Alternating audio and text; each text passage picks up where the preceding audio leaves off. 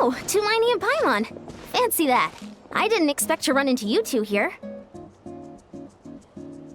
hey, Coach Yan-san. What are you doing here all by yourself? Just so you know, Paimon didn't come here to train. Paimon's not looking to sign up for any diet plan or bodybuilding class right now. All right, got it. But seriously, what do you take me for? Some coach from hell? I'd never force a student into something they didn't want to do. That being said, a little aerobic exercise would probably do you some good. You could take over my patrol for a while. That would count. Yeah, all jokes aside, you're right. I'm looking for some help. The Collective of Plenty is holding a bodybuilding competition soon, and so many people have been busy squeezing in their last-minute workouts that we've run out of staff for patrols. Oh, so you've stepped in to cover their work. But don't you have a last-minute workout to do too? I'm good. For one thing, I believe peak conditioning can only be achieved through consistent training over a long time span. Cramming in a workout at the last minute does next to nothing for you. But more pertinently, well, as you can probably imagine, I'm not able to compete in any of the most popular weight classes, and there's no real competition in my own weight class. Yeah, that makes sense.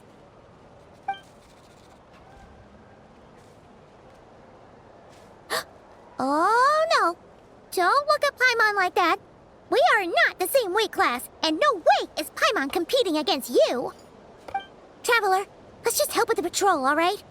Otherwise, Yan-san's gonna make Paimon enter a bodybuilding competition! Perfect. I managed to get you on board with just one look. Thank you both. It should be pretty routine. Just keep your eyes peeled and make sure nothing strange is going on in the area. That'll free me up to check the other section. Let's meet back at the settlement when we're both done. Sure thing. Just leave it to us. We're experts at strolling and patrolling, don't you worry.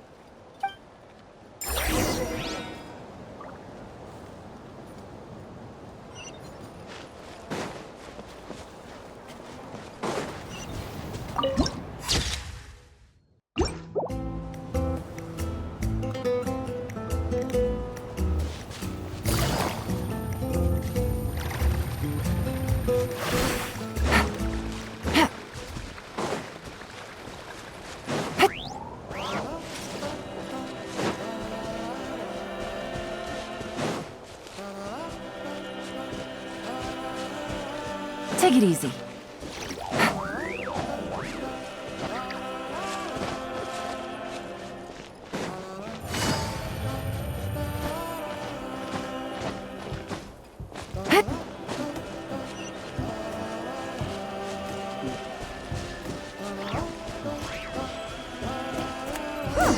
What's this?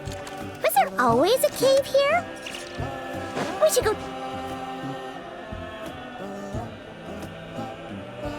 Hey! There's a hilichurl here. Is it sleeping? Doesn't look very hostile.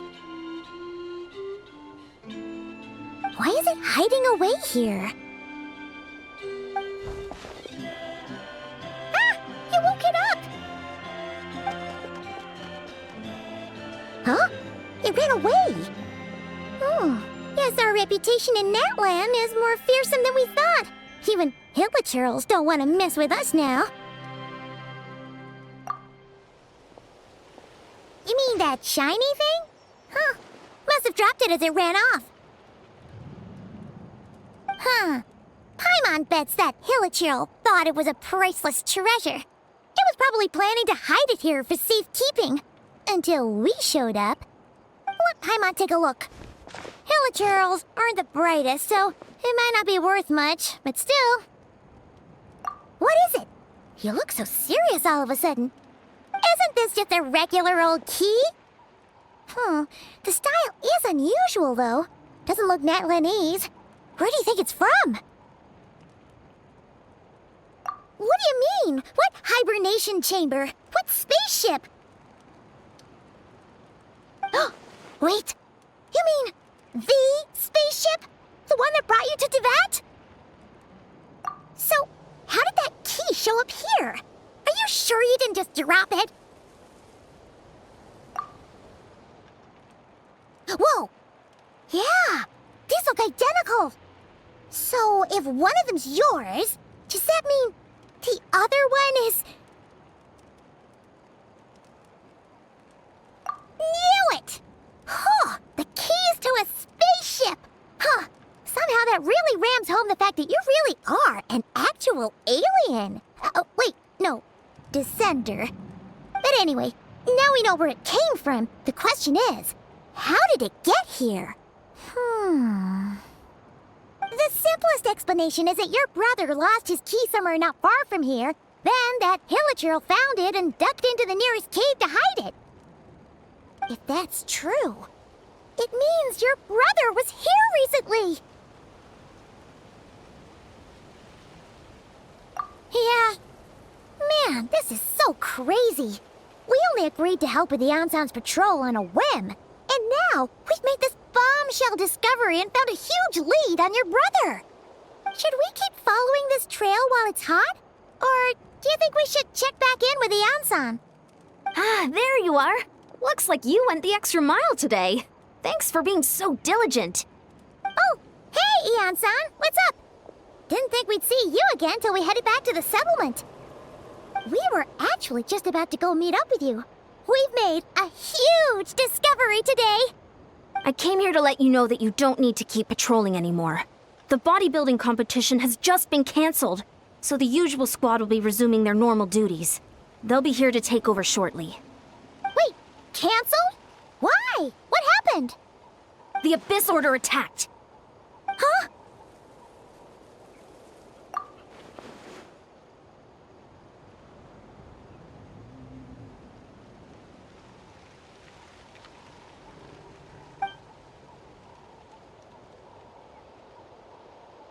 I've heard of the Abyss Order, but this is the first time I've known them to take organized action on such a large scale. It's like they're preparing to go to war against our entire nation. One little sect versus the entire nation of war? How are they expecting to pull that off? Based on everything we've seen from them so far, they usually prefer to act in the shadows. So, what's different about it this time? What could they be after? No clue. All we know is that they've attacked our tribe, but that doesn't tell us much. Our defenses are holding strong so far, so I'm gonna head to the Stadium of the Sacred Flame and see what Mawika knows. If there's any information out there, she's the one people report to. Oh, want to come with me? I'm sure everyone will feel better knowing that the hero of Natlan is on the case. Great, then let's head over together.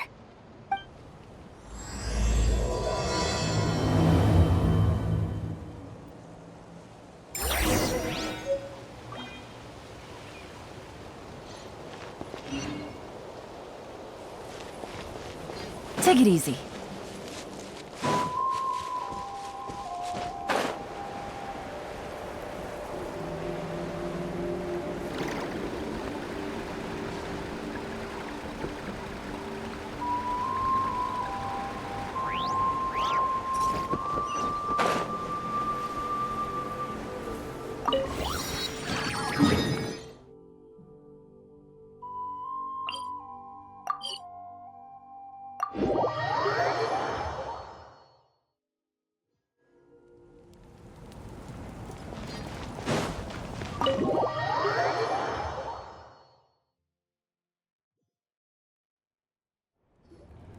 Malika!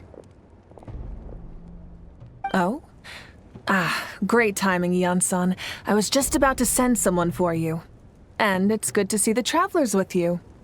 How are things looking? What's the latest word from the messengers? The Abyss Order has been spotted near several tribes at the same time. Clearly, this is a coordinated strike. Also, their numbers are much higher than expected. Their organization appears to have grown considerably, but because they're usually so secretive, this is the first we're learning of it. It sounds like they're throwing everything they have at us. What are they trying to achieve? That's what I'd like to know as well. Historically, Natlan has not been a hotbed of Abyss Order activity, and we have no particular quarrel with them. Could it be revenge, perhaps? Would they want to get back at us for a recent victory over the Abyss? Seems unlikely. But then again, Paimon wouldn't put anything past the Abyss Order. It's too early to say anything definite. For the time being, we should continue monitoring the situation. How are the battles going? Not too many casualties, hopefully? Well, even if they're committing all their forces to the fight, they're in for a tough time. Our brave warriors have just emerged victorious from an all-out fight against the Abyss itself. Yep. We have a whole nation's worth of seasoned veterans fighting for us. Compared to the true Abyss, the Abyss Order poses a far smaller threat. They cannot endlessly replenish their forces, for starters. However, this is still a war, so we must give it our all and do our utmost to minimize casualties. The tribes are organizing their defenses as we speak. Traveler, this is one war that Natlan can handle on its own. If you wish to stay out of it, you'll be safe here at the stadium with me.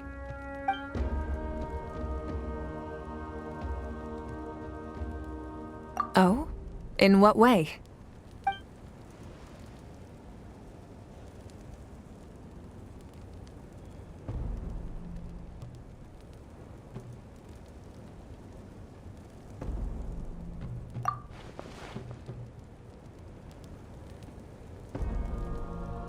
Yep, that's how it is. I see. My goodness, that is very personal indeed. If you don't mind me asking, do you have any idea what his goal could be? Safe to say, they're not exactly on the best terms at the moment. Ever since Paimon met the Traveler, she's been trying to track her brother down and get some answers. But he's been avoiding her. I see. So you two have fallen out. Huh. A pretty common occurrence between siblings. Well, yeah, that may be. But the stakes are a little higher where these two are involved. They certainly are. Although somehow it doesn't surprise me that a spat between the Traveler and Twin could affect the fate of the entire world. Just so I'm clear, you're still on Natlan's side, and you have no idea what your sibling is after. Is that right?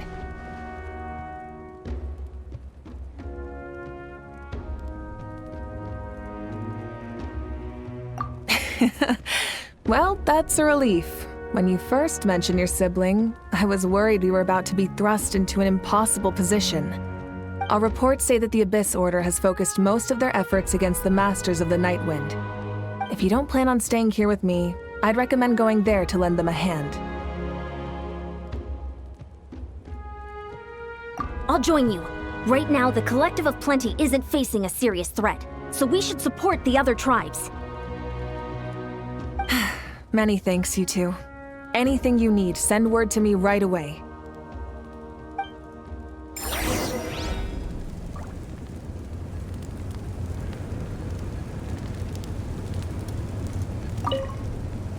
And don't worry, you're still Natlan's hero. I'm not gonna blame you for something your sibling has done. Still, if we manage to find your brother, you wouldn't mind if I gave him a good punch to teach him a lesson, would you?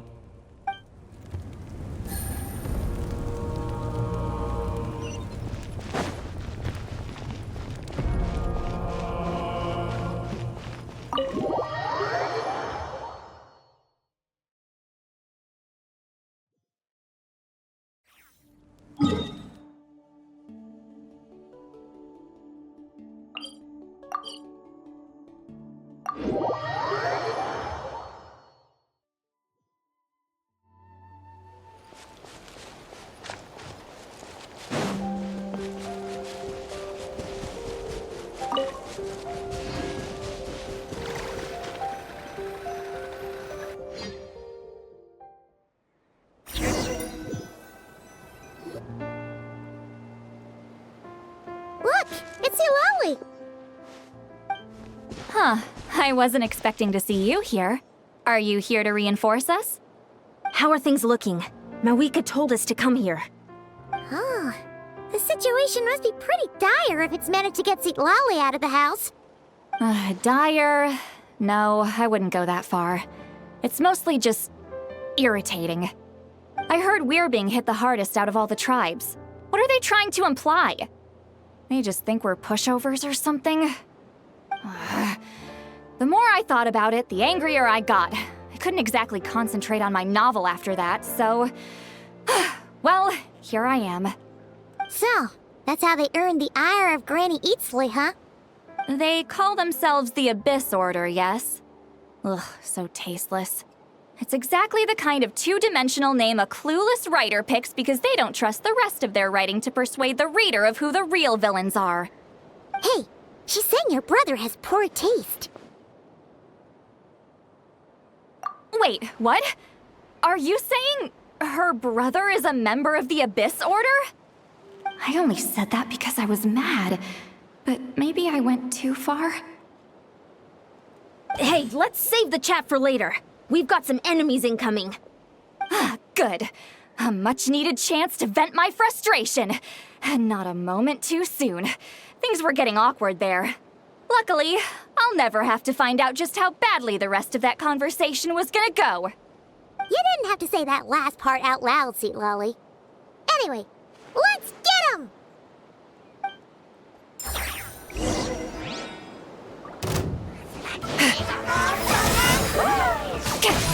Our bond is strong.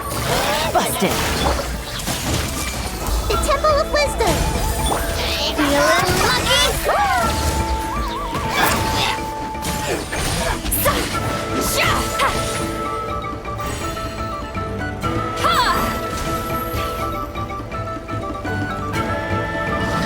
Watch out! Fulfill our pact! Suffer the wrath of Eatsley!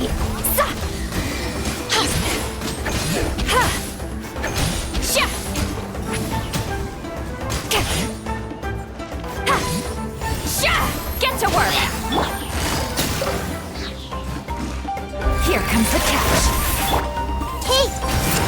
Watch out! A proper send-off from Mistina with love. Coming at ya! Stand with me!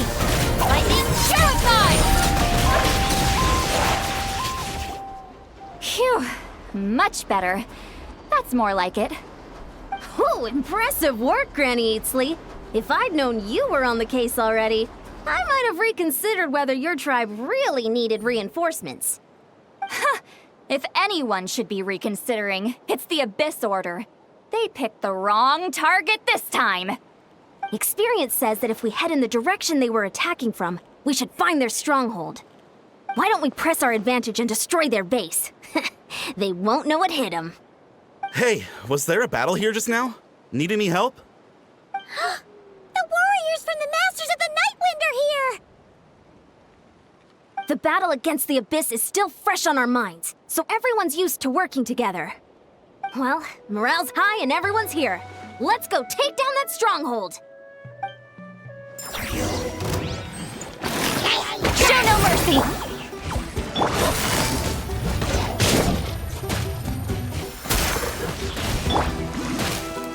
Make yourselves at home! I see everything!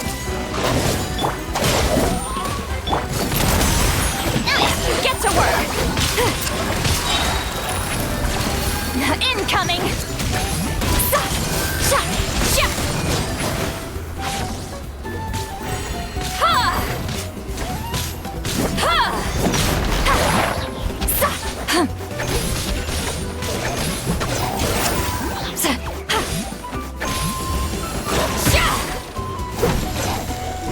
Forward!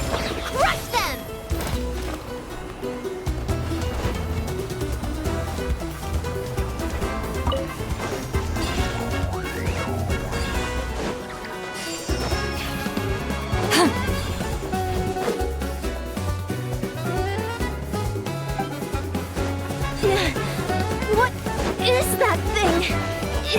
It's draining the strength right from my body! Find a way to destroy it! Incoming! Eat Laline! Eat Papa! Get him! My bonded disorder's resistance is faltering! Now's our chance!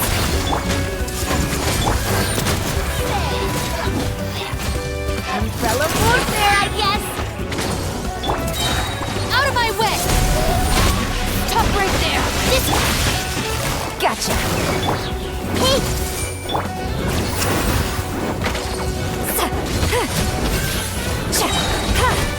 You two! Time to end them! Ha! Yeah! Watch out! Warrior! Attack! After them!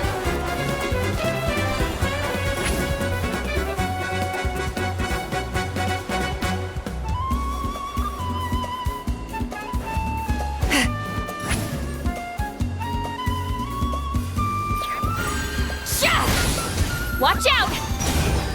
Get with me! Looking for a... Oh! Oh! What's your problem coming at you? Attack! Yeah! That's the way!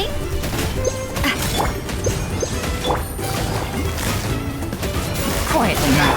I see everything. Watch out! Get to work! You must be the boss here. Time to show you what happens when you mess with the Masters of the Night Wind! All who resist the abyss will pay the price! Let's wait for the living. Coming at you!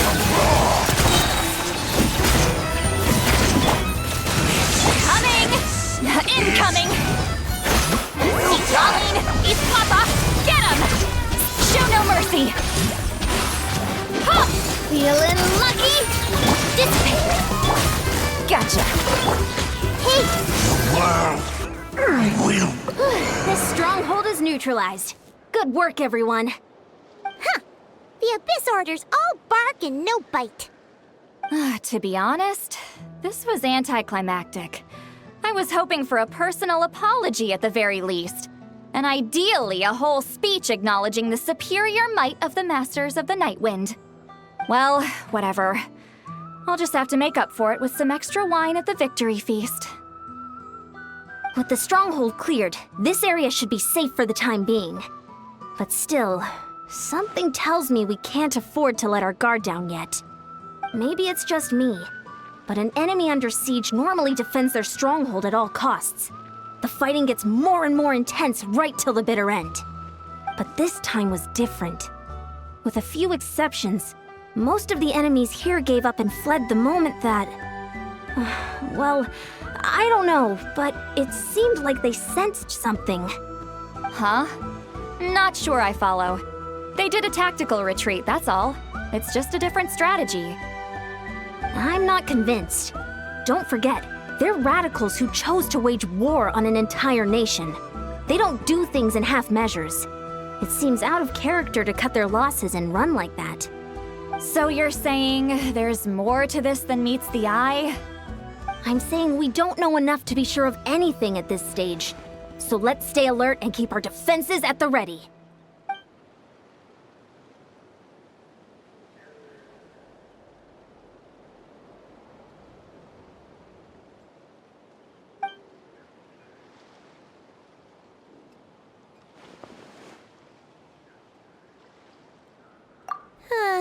Paimon had a hunch you might say that. But you're right. If we can somehow use that key to track down your sibling, maybe we can end this war before things get serious. And maybe you can finally get some answers. Wait, you're leaving? But I was still debating whether to invite you to the first victory feast. Go ahead, you two. See, Lolly and I will take care of things here.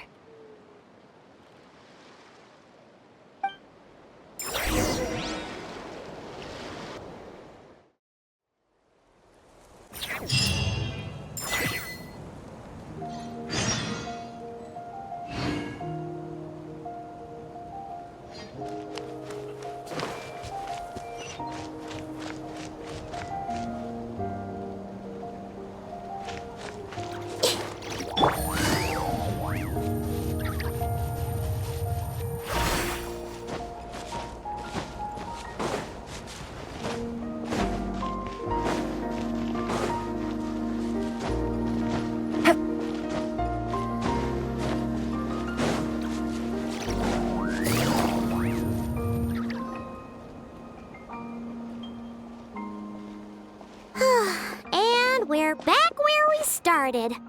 That Hilichurl probably found the key nearby, right? Let's look around for clues.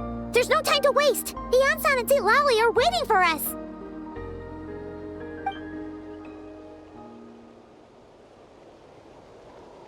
Ugh. We've scoured the entire area, but still nothing. How the heck did the key end up in that Hilichurl's hands? Are we supposed to believe that it just fell out of your brother's pocket as he passed by? Huh. Seems kinda ludicrous to lose something so important in such a dumb way. But then again, who knows? Sometimes in life, things just go missing and that's that. Oh, thank goodness! Someone's here. Please help me! Huh? Who are you? What happened?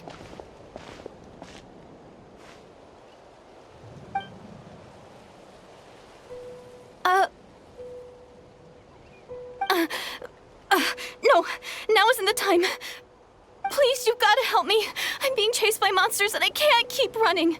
Can you do something? Yeah, where are they? Paimon doesn't see any monsters behind you. Huh? I'm sorry, I don't quite understand. They're almost here. This really isn't the time to be joking around. We're not. We're completely serious. We don't see any monsters. But how? Ugh, there's no time. They're coming. We gotta run. What's wrong with that girl? She must be seeing things. Ugh. Oh no! It looks like something really hit her. Maybe she was right. Quick, let's see if she's okay. What's wrong? Are you hurt? What was that? The monsters! They're right there! You need to get out of here. It's too dangerous.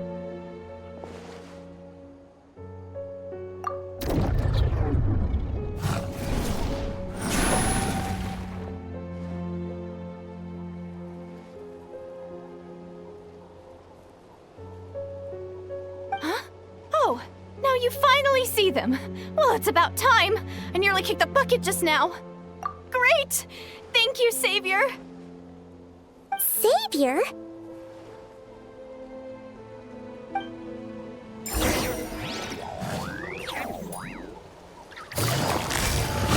Busted. Our bond is strong. Everyone hold hands. Umbrella warfare, I guess. Nah, this one's got your name on it. Lightning Terrified! Quietly now.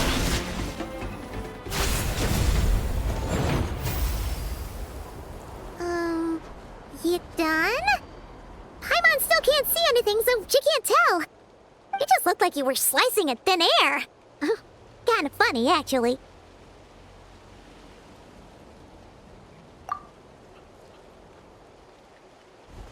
Oh, really?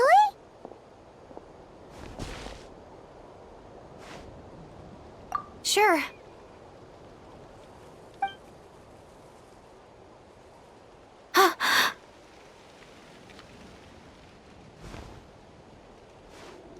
It's nothing.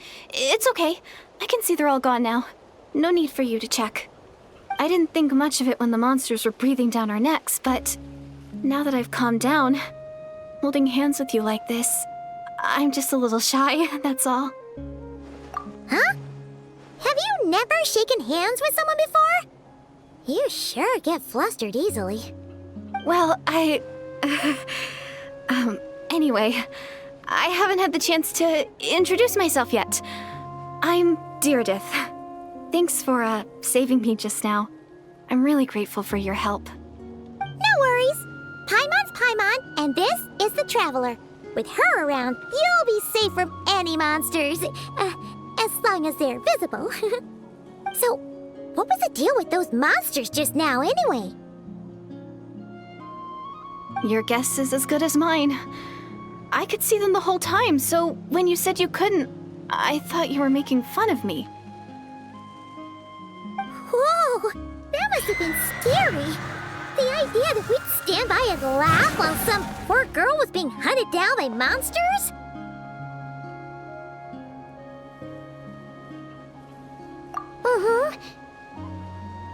Don't worry, we aren't like that. When we say we can't see something, it's because we really can't see it. But more importantly, did the monsters hurt you? How bad is it? It's nothing serious. But I did sprain my ankle back there. I won't be doing any more running for a while.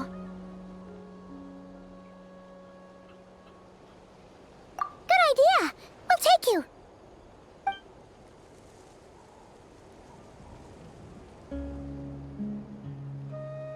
Thank you so much. Despite getting injured, I still feel much safer with you around. I'm gonna stay here until I heal up. Don't want to risk running into any more monsters. Yeah, you already took a big enough risk coming out here all on your own. So, where are you from, Deirdith? A small village, far away from here. I walked for what seemed like forever and lost my way, so... Yeah, I have no idea where I am anymore. Maybe all these trials and tribulations are part of the journey. No one said finding the Savior is gonna be easy. Huh. That's the second time you called the Traveler a savior. What's all that about? Oh, sorry. It just slipped out. I was caught off guard. The resemblance is so uncanny. Anyway, let me start from the beginning. There was once a sage who passed through my village. People got the sense that she was truly omniscient. The sage said that doomsday was coming. But as that day approached, a savior would reveal themselves to us. The day of disaster is almost upon us, so my grandmother begged me to leave the village and find the savior before it's too late. Doomsday? I've heard people talk about the savior since I was a kid. Growing up, it really made an impression on me. The description is practically etched into my mind. So when I saw your golden hair for the first time, it was like this image that's existed in my mind's eye all these years suddenly came to life. Everything matched. Oh, so that's why you were lost for words when you first saw her. Well, the Traveler's definitely got what it takes to be a savior, and she's already got a ton of titles, so she won't mind one extra. Actually, I don't think it's her. What? But didn't you say that everything matched? Everything except the gender. The savior was described as a young man. Oh, for goodness sake. There are gender requirements to be a savior? Really? Oh, of course. If it's not you, then it's gotta be him. Who? Who is it? You have a brother? Well, then that's it. Oh, it's him. It has to be. Oh, thank goodness. Please, can you take me to see him? Huh. Maybe, if you're lucky. It just depends if we can find him. Huh? But isn't he your brother? Sorry. Looks like Paimon steered this conversation back to the fallout between you two. It wasn't on purpose, but that's the reality, so it's hard to avoid. Okay, fair enough. But since you're looking for him anyway, why don't we team up? We might stand a better chance if we work together.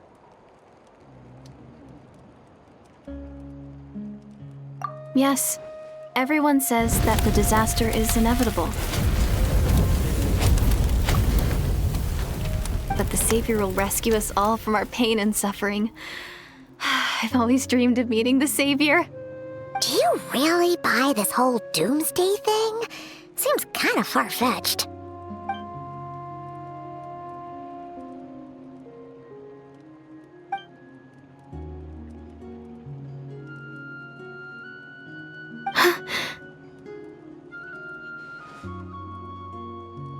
See?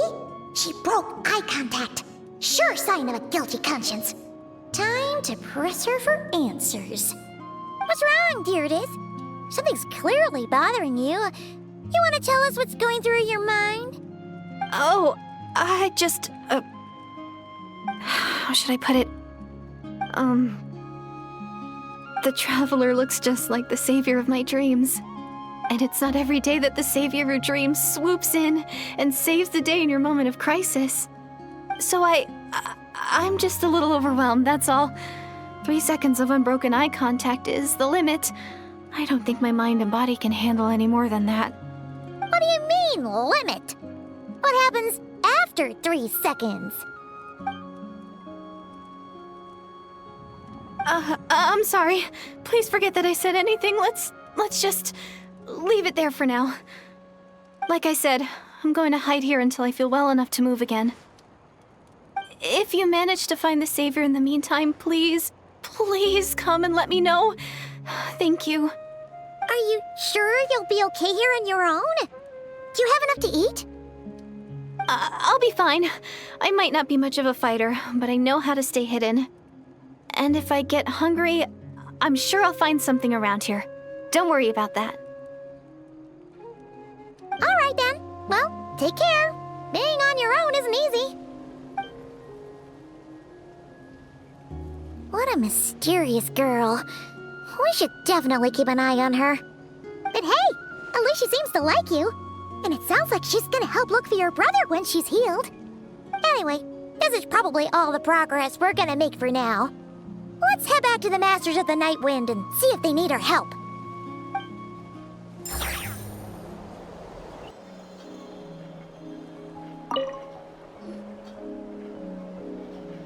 Huh?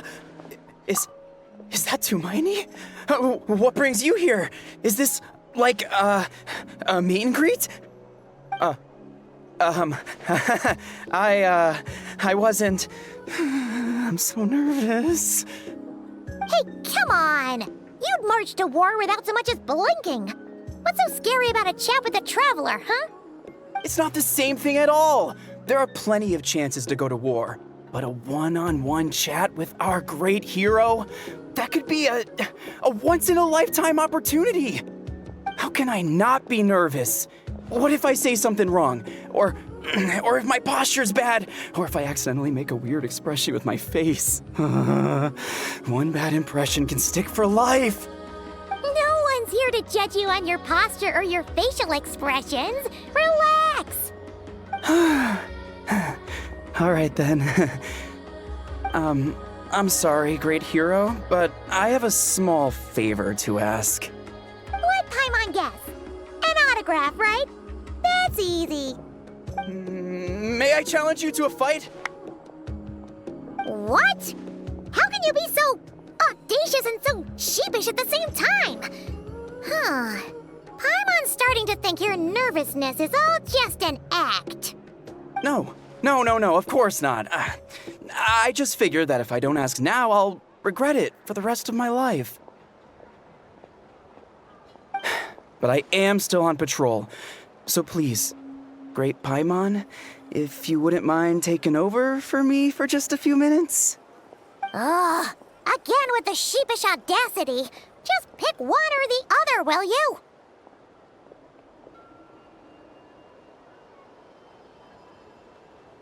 Woohoo!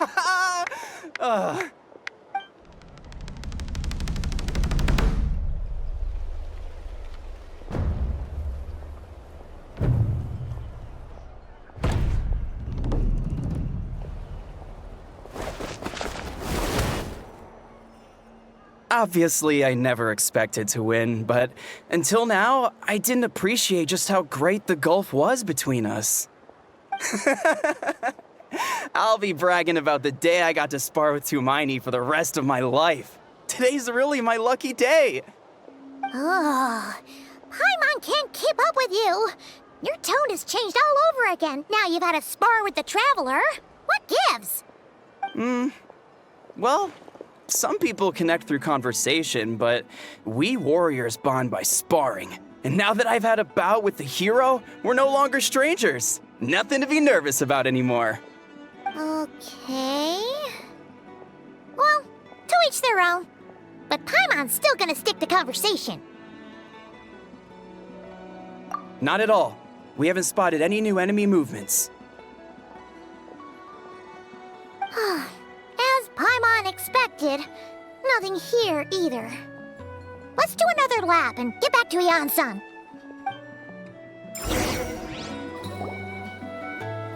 You're back. So, did the guards find anything? Nothing much, no. Someone mentioned that the Abyss Order has been doing some kind of meditation or prayer, but apparently it seemed harmless. Paimon wants to lodge a complaint about one of the guards, though. His name's Kentalo.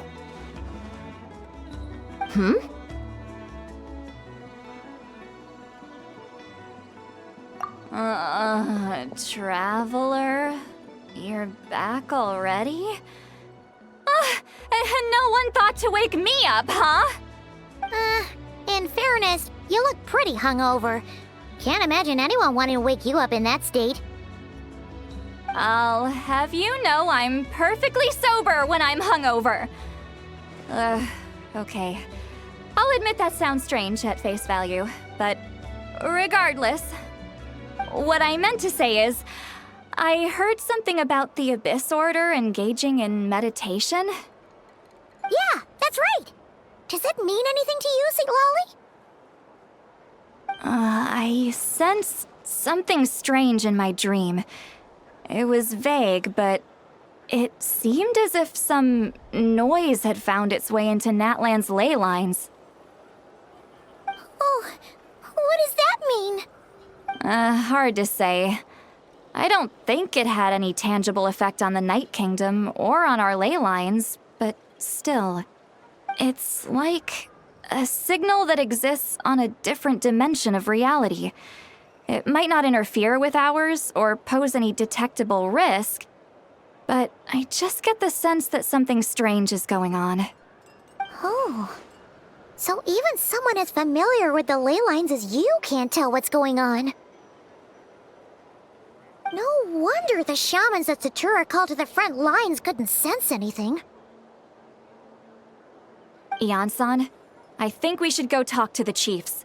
There's no point dragging this out. We need to take the initiative and drive the Abyss Order out of Natlan for good. If that's the Council of Granny Eatsley, I'm sure the chiefs will agree. But it will still take us some time to gather the required force. In war, adequate planning and preparation is the key to victory. Sure, but the finer details aren't my concern. Anyway, I'll leave you to it. Just remember to come find me when you're ready to talk to the chiefs. Oh? Sure, what is it? Huh, you mean only select individuals can see them? Now that's a strange one. I guess they could be manifestations of a disturbed psyche? Or extreme negativity embodied in physical form? It could also be a simple case of dead monsters whose souls got stuck here somehow. Well, I say simple. Things quickly get confusing when you start looking into monster souls. For starters, trying to figure out which classification system to use is a real pain in the... All right, we get it. Granny Eatsley's learning and wisdom knows no bounds. But could we just get the short answer? Hey, I was just thinking out loud. You really think I was just trying to flaunt my knowledge? Anyway, the short answer is... there are many potential explanations for the kind of phenomenon you describe. That said, it's not something I've ever encountered in all my years. Whew, wow. Okay. Well, if Granny Eatsley's never seen it, it might as well not exist, right? Hey, I'm not that old! Care to elaborate on what happened? This all sounds rather mysterious.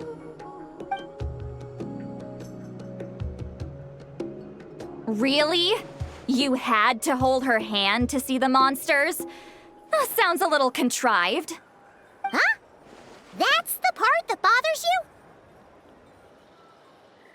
Maybe the point is more that it requires direct physical contact, whether that be hand-holding or otherwise. But that's neither here nor there. What bothers me is, it sounds like she's convinced that your sibling, the leader of the Abyss Order, is a savior. That really makes me question whose side this girl is on, and whether what she told you about her background is actually the truth. Sorry if that comes across as paranoid. It's just hard not to be suspicious of everything when we're in the middle of a war. Actually, Paimon feels like you make a fair point. Whoever this girl is, she sounds like bad news. Okay, well, you're clearly just jumping to conclusions. It's hard to know what to make of it.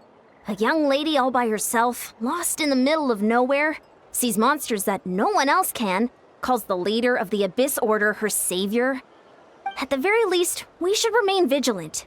Keep a close watch on her. Sounds sensible. On that note, we probably shouldn't have left her by herself in that cave. Traveler, we still need some time to muster our forces. Maybe you could check on her if you're not busy. Just be careful. It's settled then. Let's go check on her.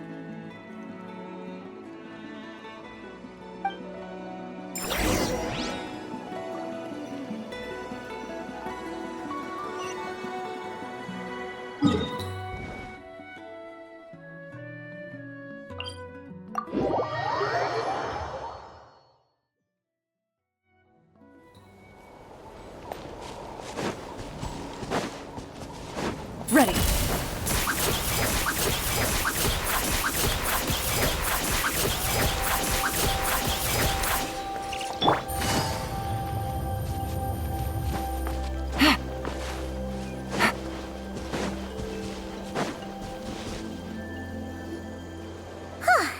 Here we are.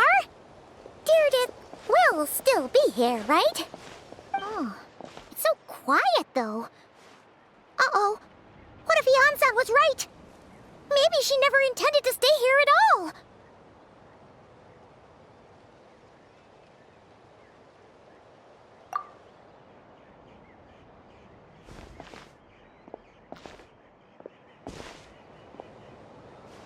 Traveler, watch out!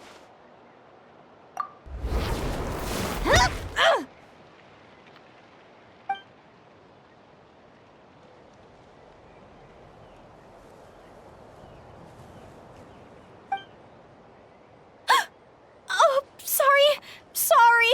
I didn't know it was you. I heard a noise and I thought it was the monsters coming to get me. Oh, did I hurt you? Oh, I'm so sorry. I wasn't thinking straight. Phew. That was scary. Paimon thought we'd walked into a trap. Maybe we shouldn't have sneaked in without announcing it. Then you would have known we weren't monsters. To be honest, I've been really on edge since you left. I just have this constant feeling that any second, the monsters are gonna come back and get me. And it's not like I can run from them. There's also no way to cook here. It's good you got back when you did. Another hour and a half and you probably would have found me starved to death. Oh, that's weirdly precise. Though, it does explain why your attack on the Traveler was so weak. Wait, if you really thought you were gonna starve or get killed by monsters, why'd you promise that you'd be okay here on your own? I just didn't want to lose face in front of my hero. She already saved my life once. That's more than enough. I just don't want to come across as a constant burden. Huh. For someone on the brink of starvation, you're pretty preoccupied with your image. What's the real reason? What? That is the real reason. I'm kind of bearing my soul here, you know?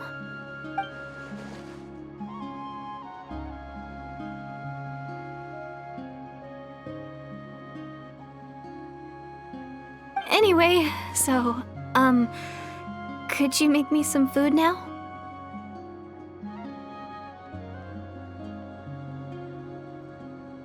Oh, Paimon's getting hungry now, too. Go on, then. You can join us for dinner.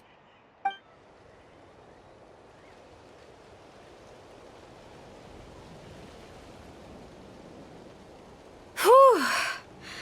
I am so full. Thanks for saving me, again. Starvation feels like a distant memory now. You can really pack it away, Deirdith. Guess that explains how you had the energy to make it this far. I tried so hard to hold back, but it looks like I still came across like a total glutton. Paimon didn't even realize how late it is. Hey, the night sky here is really pretty. Yeah, and it's all thanks to you both that I'm able to relax and enjoy it. I was cooped up in that cave the whole time you were gone. Now, I'm finally out. The air seems fresher, and the stars more beautiful than ever before. You weren't in there that long.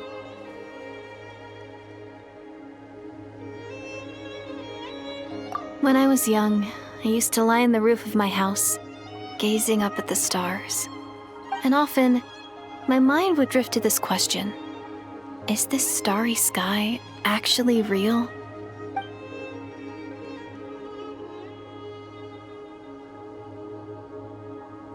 But my grandma would tell me the answer to that question doesn't really matter. Think of all the people in our village who spend their entire lives here, she'd say. To them, that little village is their whole world.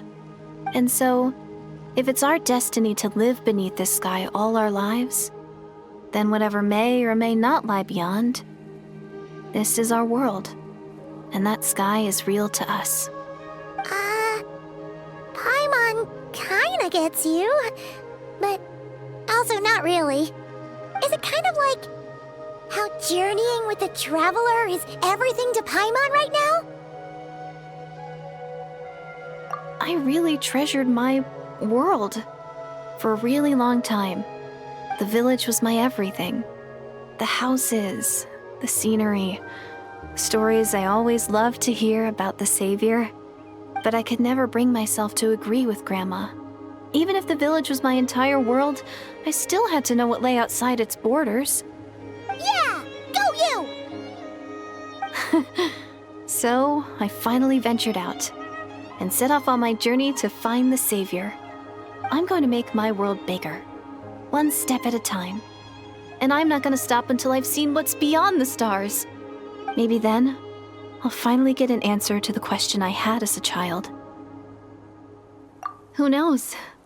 Maybe one day, I'll be sitting and chatting just like we are now, but with someone from another world. Yeah, one day. If only we could tell her. But it's probably best not to open that can of worms right now. I need to find the Savior and protect my world. Then, I can make sure it continues to grow. That's the most worthwhile thing I could think of doing, so I've been giving it everything I've got. You know what? That's pretty cool. Paimon kinda wants to root for you now. Oh, sorry. I got a little carried away. I always get chatty after a hearty meal. Just like my grandma.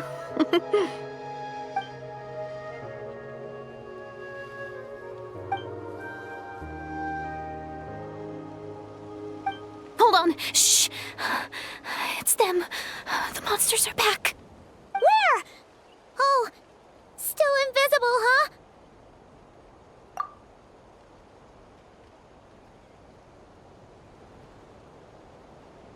Can you see them now?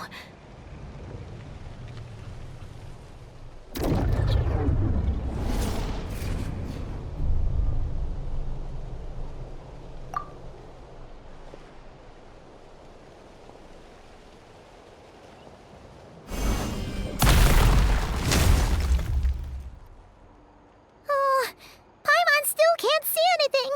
But please, be careful. Not now. Gotcha. I see everything.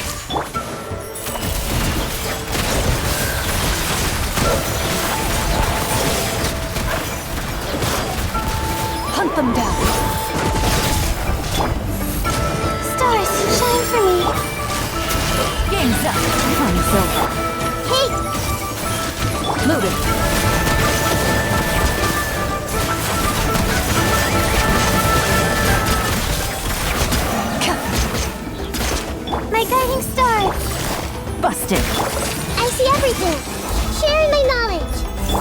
Into the shadows.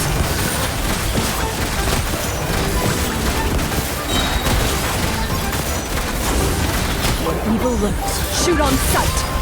Not now. Cole, learn to command. Gotcha. Loaded. Huh? Wow, that was fast. Did you get all of them? Oh, Paimon's slowly but surely getting used to the sight of you fighting thin air. You doing all right, Deirdith? Deirdith? Hey, it's okay. There's nothing to be scared of anymore. Oh, I'm fine. I just spaced out there for a moment. You spaced out? That's a pretty bold move under the circumstances. I was just... the image of the Traveler fighting to protect me. I was trying to commit it to memory. Seems like the least I can do. All right. Whatever floats your boat. Anyway, there are no more monsters in the area, and it's getting late. Why don't you stay here tonight? Sounds reasonable to Paimon. What do you think, Traveler?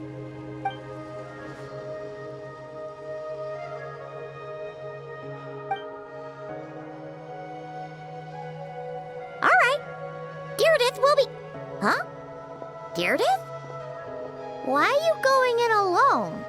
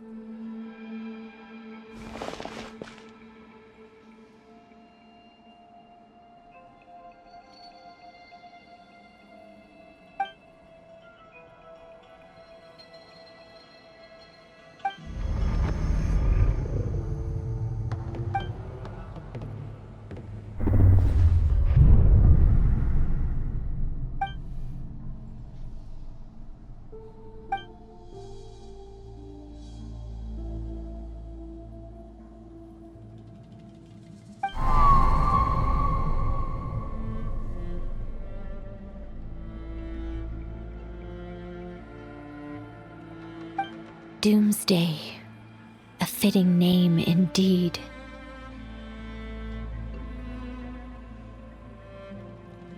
A blood-red sky, wild beasts that slaughter all in sight, endless pain, a terrible curse that cannot be reversed, and the birth of a savior.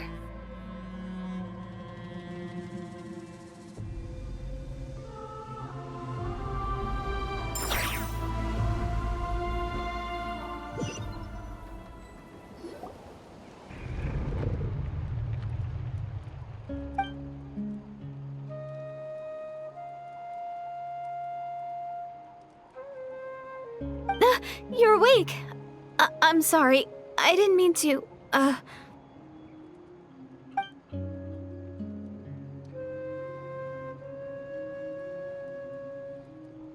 You just look quite distressed, like you were having a nightmare.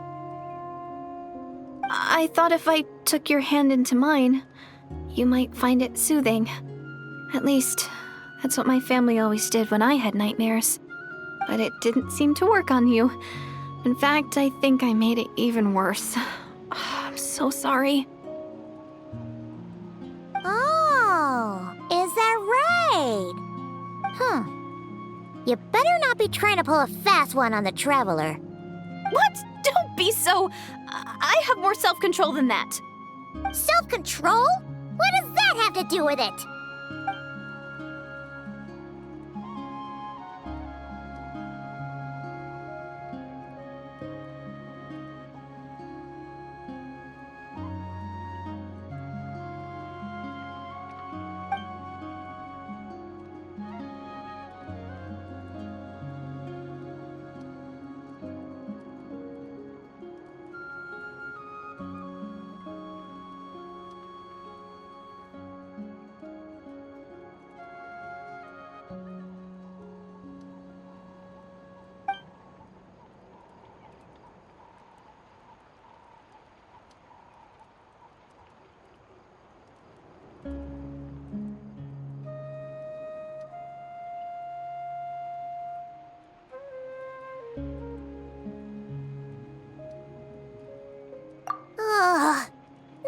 is Paimon getting back to sleep after this. You go ahead. But for the rest of the night, Paimon is staying up to keep an eye on this young lady. Oh, do I really seem that shady to you?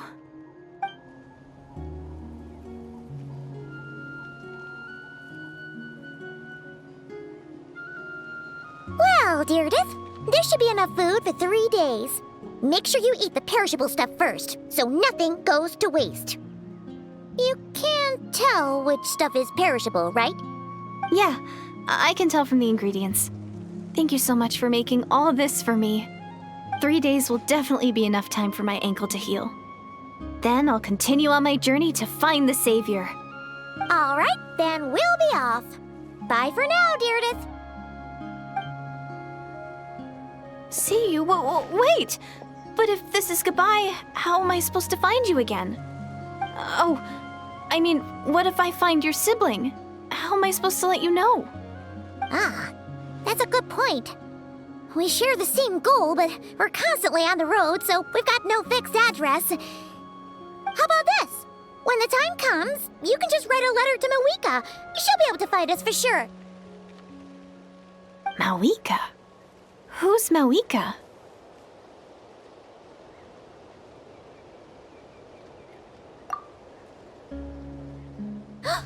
It's the Abyss Order! They're here!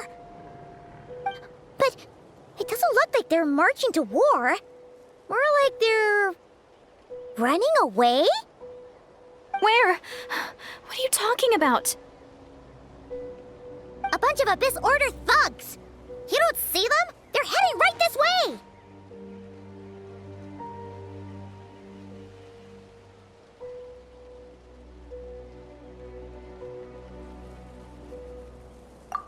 That's strange. I guess it's my turn to not be able to see the monsters.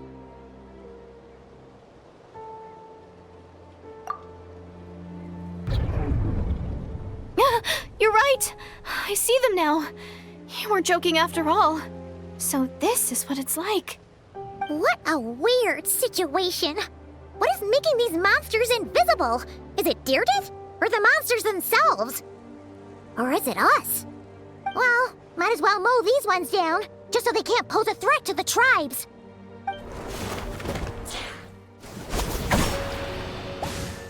Woohoo! All done! Their morale seems super low. Guess they really were on the run, huh? So there's no more of them, right? I still can't wrap my mind around this. Why couldn't I see them until you took my hand?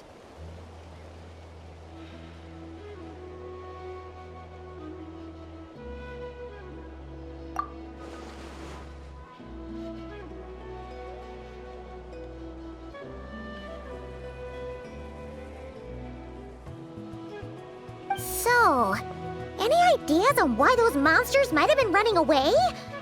Maybe something went down on the front line. Oh, Paimon's getting a little worried about Eon-san and the others. Let's head back to the Masters of the Night Wind right away. We gotta go. Bye for now, Deirdre. See ya, and please take care.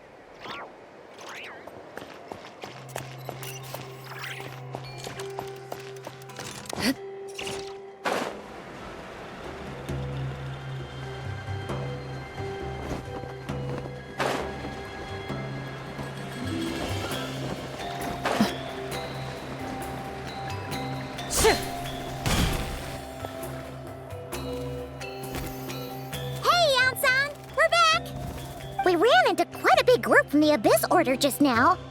Has something happened at the front? The front line has collapsed. Huh? But how?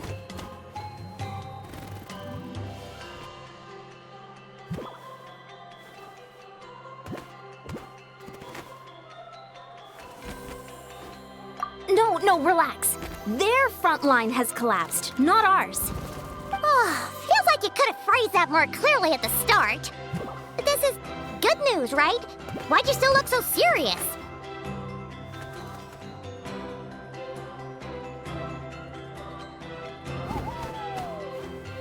No, we're still mustering troops, nowhere near ready to go on the offensive.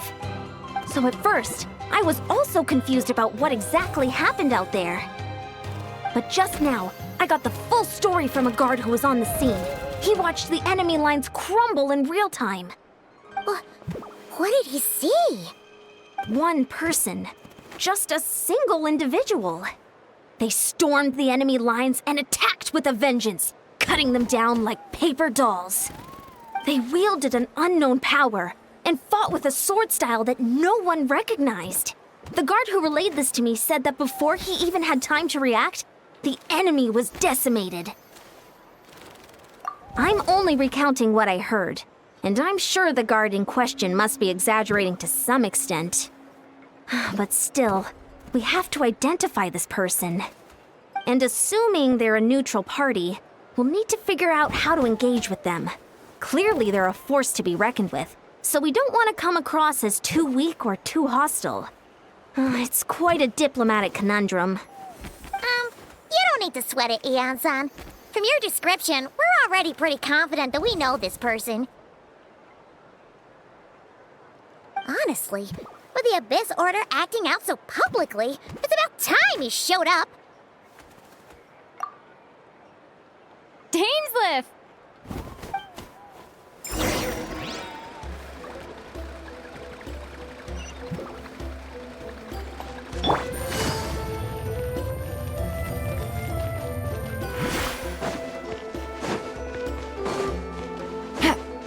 Take it easy. Ready.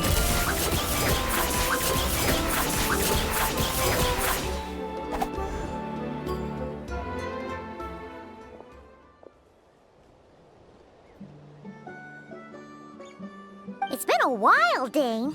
And yeah, after we heard what went down, we figured you'd shown up. You caused quite a stir, you know. Oh, this is a friend of ours from Natlan. Her name's Eon-san. She insisted on coming here to thank you in person. It is my honor, Mr. Dainsliff. Thank you for breaking the stalemate in our war against the Abyss Order. Natlan is fortunate to share a common enemy with such a mighty warrior as yourself.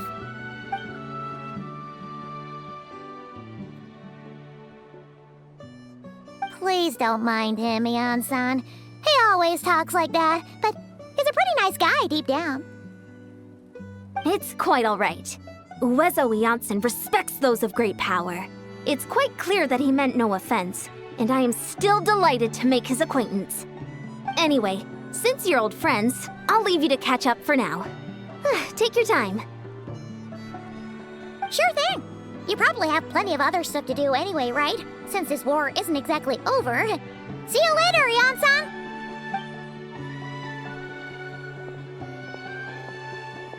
Hey, Dane! Would it have killed you to be a little more polite? She's our friend!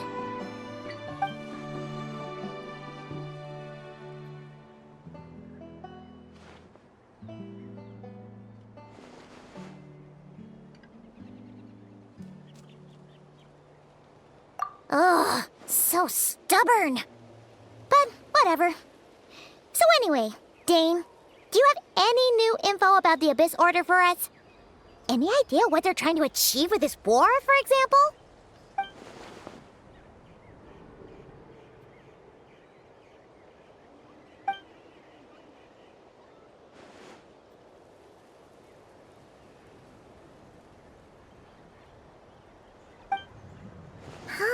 We thought so too. But it sounds like you're no closer to learning what that goal is than we are.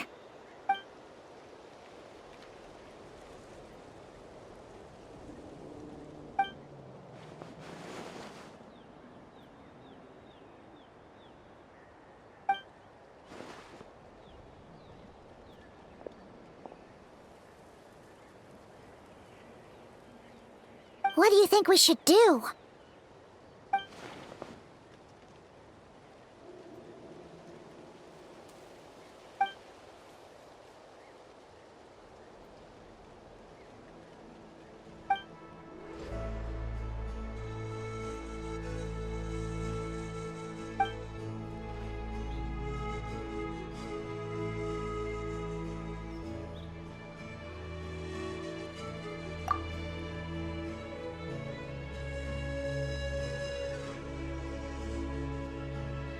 Paimon gets it. Nothing in the world can satisfy you like making mincemeat out of the Abyss Order, right?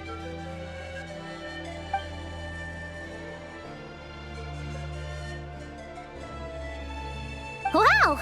Okay. A rare, candid response from Dane.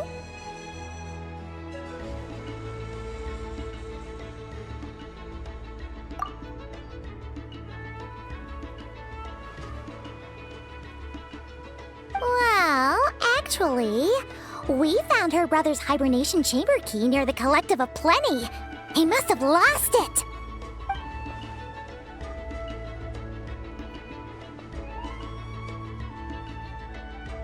Oh, and there's more! After finding the key, we also ran into this weird girl. She kept seeing monsters that we couldn't see, and then, this other time, we saw a load of monsters, but she couldn't. She also said she was on a journey to find the Savior. Her description of this Savior matched the Traveler pretty closely, so we figured it's probably her brother.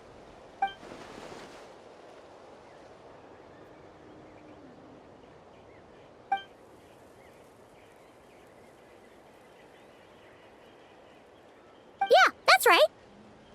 Is something the matter, Dane?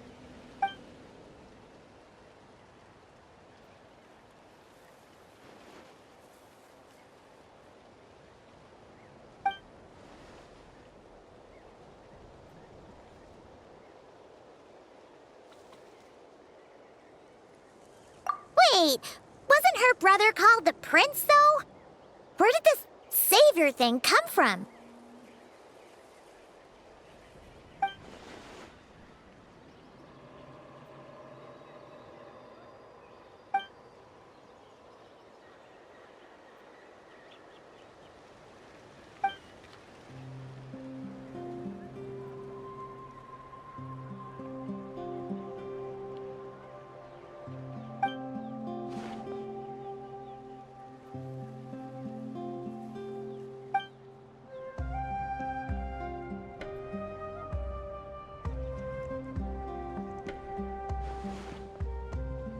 Huh.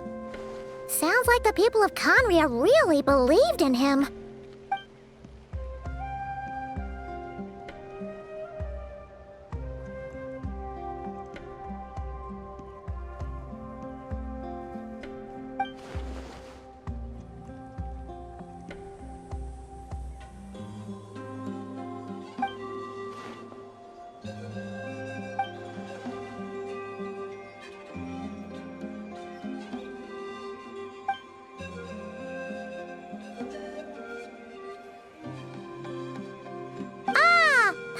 Gets it now. So, a bit like Kaya, except she grew up somewhere more isolated? Still, that doesn't explain the invisible monster situation.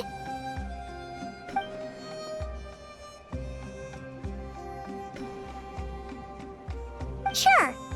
Also, why don't you stay with us at the Masters of the Night Wind for tonight? You must be tired after all that fighting today.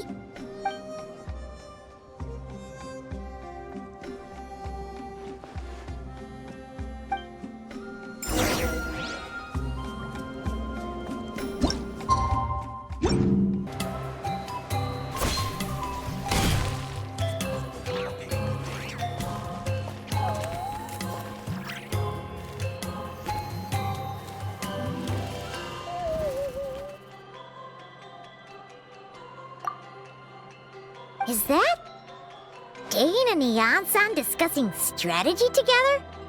Huh. Looks like they're getting along just fine.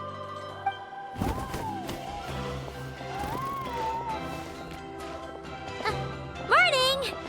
What are you guys talking about? Ah, you're here. I have some good news to share with you. We just got word from the Scions of the Canopy.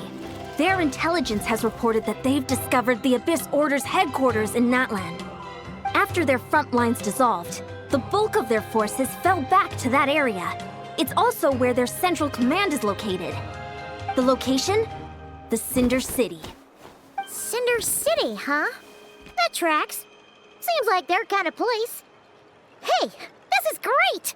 This could be our chance to crush the Abyss Order once and for all! And with any luck, maybe we'll find your brother there too. Yep, our army is almost ready, and we've sent a message to Malwika to let her know the plan. We can't really launch an operation this big without the okay from the Archon.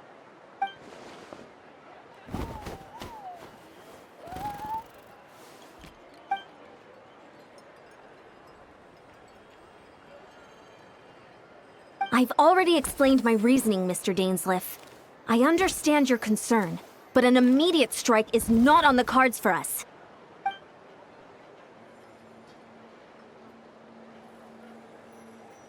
You're gonna go on your own? Come on, be sensible. Just wait a tiny bit longer and you'll have a whole army going with you. It's all right. I support your decision, Mr. Dainsleif. Huh? Shouldn't you be talking sense into him? I admire his courage, and I believe he is strong enough to take on the Abyss Order on his own. And even if things don't go to plan, he just needs to bide his time until we arrive with reinforcements. Mr. Dainsleif, I wish you the very best of luck.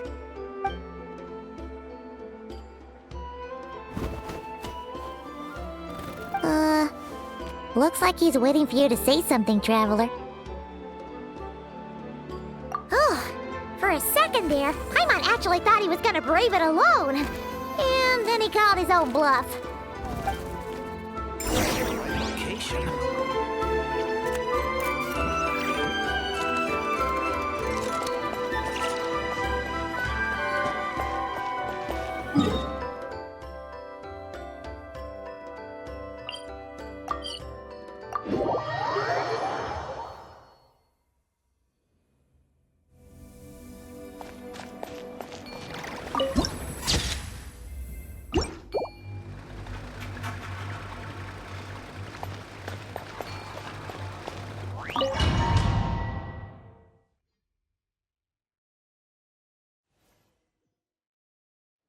Is this the place? The Abyss Order's hideout in Natlan?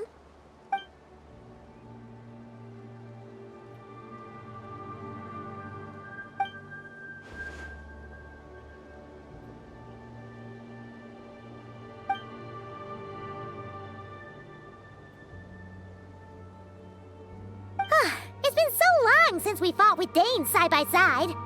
Paimon's confident we can clear this place out long before Eon-san arrives. And if you get to meet your brother again, even better. Let's go!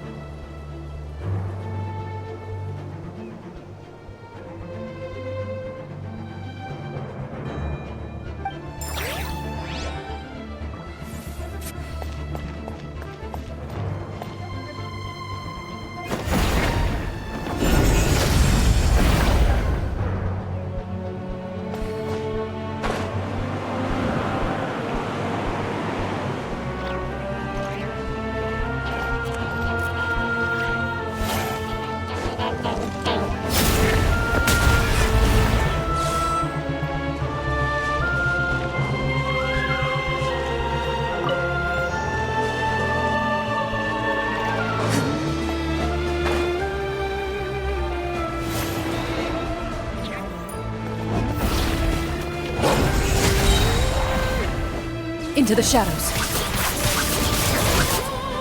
Hunt them down. My guiding stars, don't be scared. Quietly now. Shoot.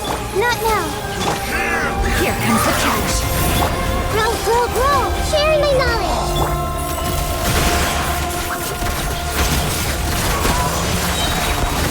Time to test the ball. The night is cold. This is a very different battle from the one we fought with Eon-san. No one's backing down. They're fighting back with everything they have.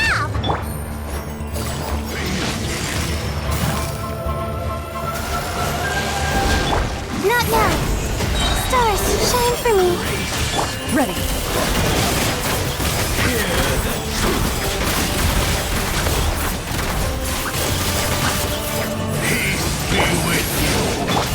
Gotcha. Things are about to get dicey. A minute to memory. The night is cold. Mind Power!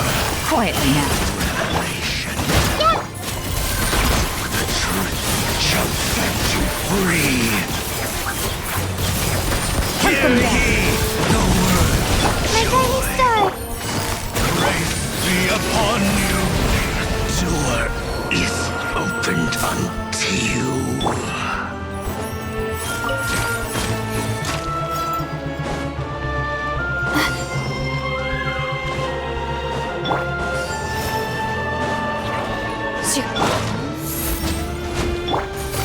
Gotcha.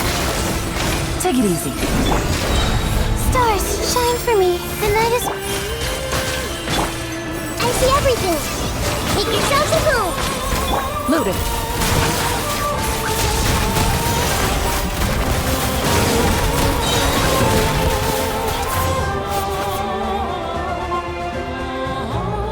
My guiding star.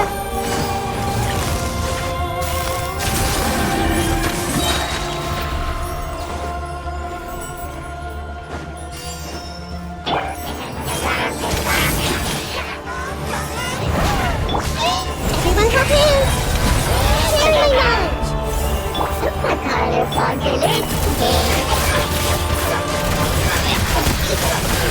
Time to testify. The relentless spectre that haunts us. The abyss is all present. To flee is futile. To resist it, vain. Hunt them down. My guiding stars. Stars, shine for me. Game's up. Time's over. I see everything. Loaded.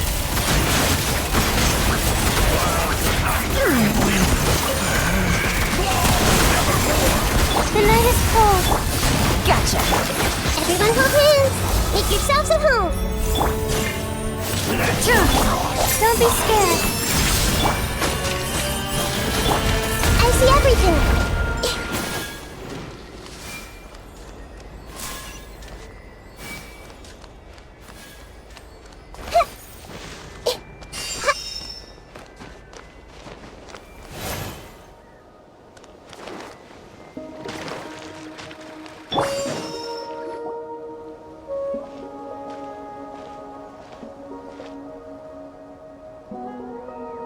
Twilight Sword Dainsleif.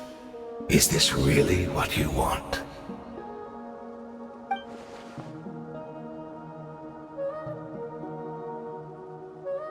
So where's the Traveler's brother then?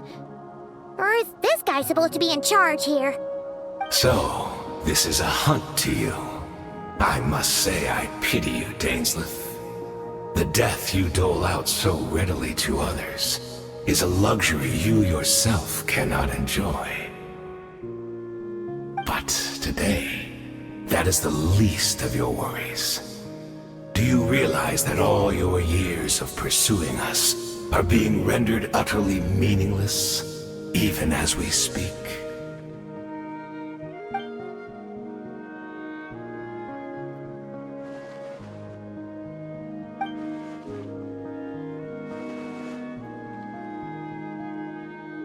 Then allow me to be frank. As far as we are concerned, our prince has already won by other means. And I do not merely mean this battle.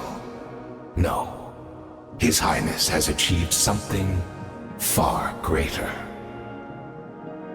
For today, the Abyss Order's greatest wish has finally been fulfilled.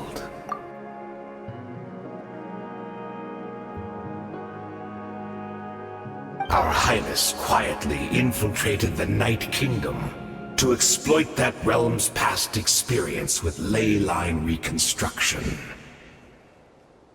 And then used the loom of fate to reweave the ley lines of Conria. What? He used the Loom of Fate? Wait, does this mean the attack on the Masters of the Nightwind was all a smokescreen to give him some cover? Oh no! This makes too much sense. Correct. As of now, our homeland has been revived. And all of my comrades that you have slain, Dainsleif, they shall forget the struggles that have beset them these past 500 years, and begin their lives anew in a Conria restored to life.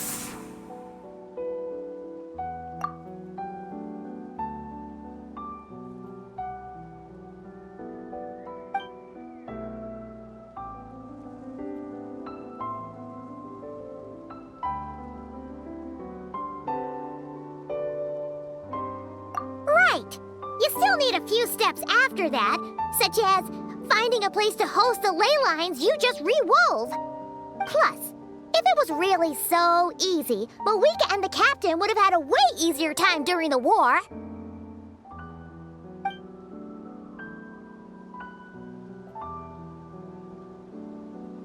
Oh, you poor fools. Clinging to delusions, even after the truth has been plainly revealed to you.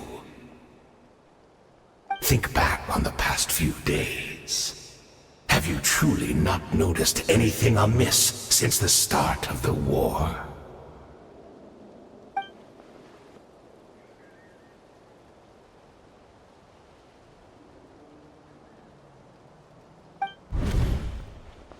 I sensed something strange in my dream. It was vague, but it seemed as if some noise had found its way into Natlan's ley lines. Oh, what does that mean? Hard to say. I don't think it had any tangible effect on the Night Kingdom or on our ley lines, but still. It's like a signal that exists on a different dimension of reality. It might not interfere with ours or pose any detectable risk, but I just get the sense that something strange is going on.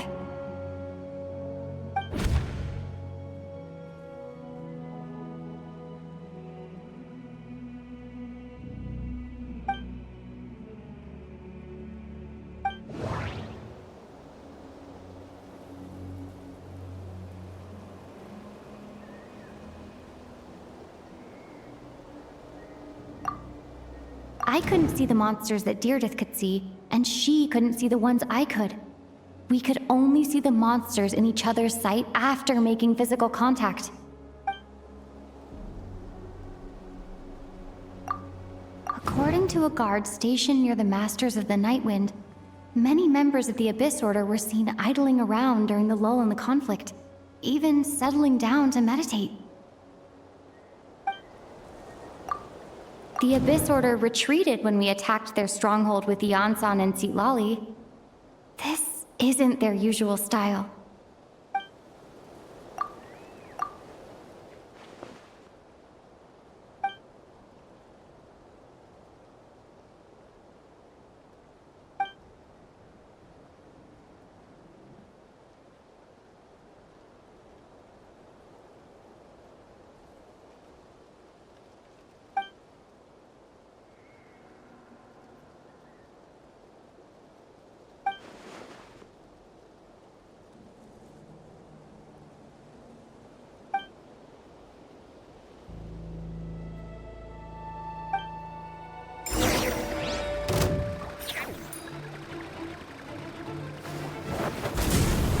Give in to the embrace of the Abyss, and be baptized! My guiding stars! Quietly now. Hey! Things are about to get dicey. Not now.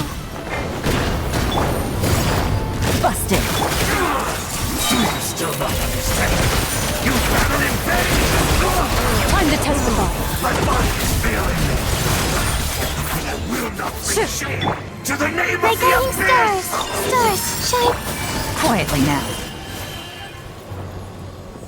That should be all of them, right? So, we've destroyed the Abyss Order's headquarters in Natlan, but somehow, that didn't feel satisfying at all. Are you still thinking about what that guy said? You look really worried.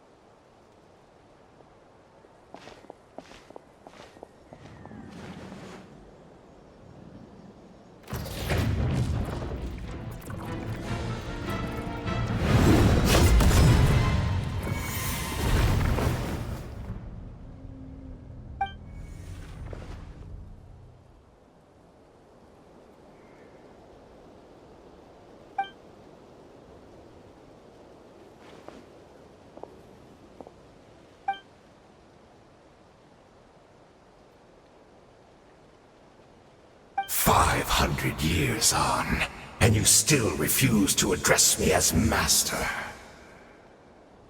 Don't forget, Dainsleif. You may be the renowned Twilight Sword, while my arm has grown too feeble to swing a blade. But I taught you everything you know about wielding a blade.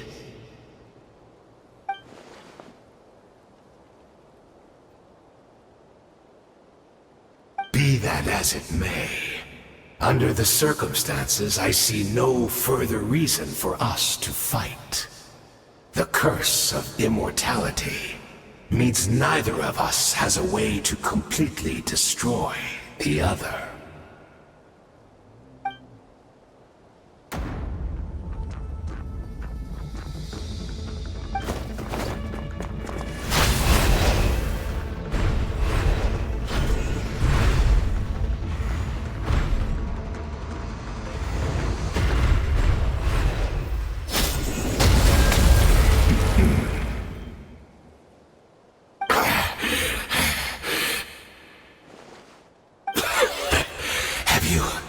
Finally had enough. You weren't joking then, huh? Never, in all my worst nightmares, have I experienced anything close to the pain of 100 deaths. Surely, there's no point taking out all your hatred on me alone.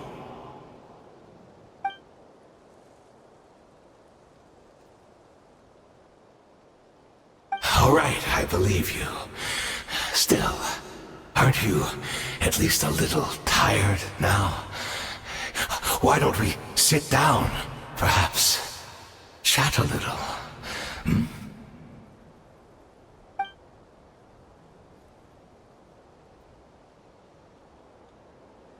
What? Not a fan of reminiscing about old times? Well, I suppose you don't have many fond memories to look back on.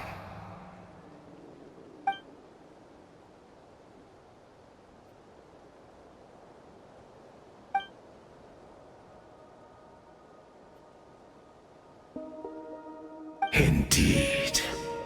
When the cataclysm first struck, everyone prayed for the Savior to deliver them, but he was nowhere to be found.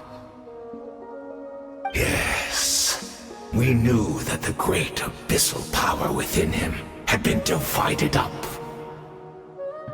Yet we still despaired at his choice to leave us. Still, I believe that everything he's doing now, including his regret over what happened, comes from a genuine place in his heart. And besides, who else can we place our faith in? We are proud Conrians, are we not? I mean, can hardly turn to the gods.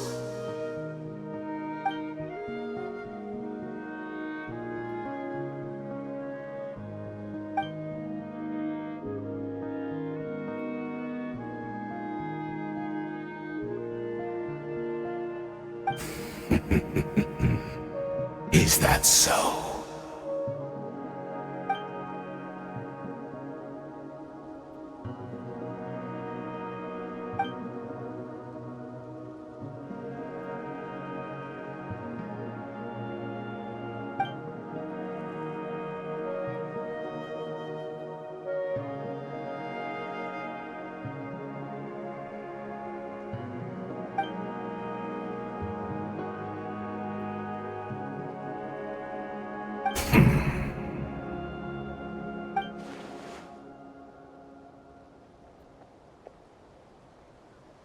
Oh, I'm sorry, Dainsleif. I would apologize to you for those actions, truly. But the fact is, I honestly can't remember them anymore.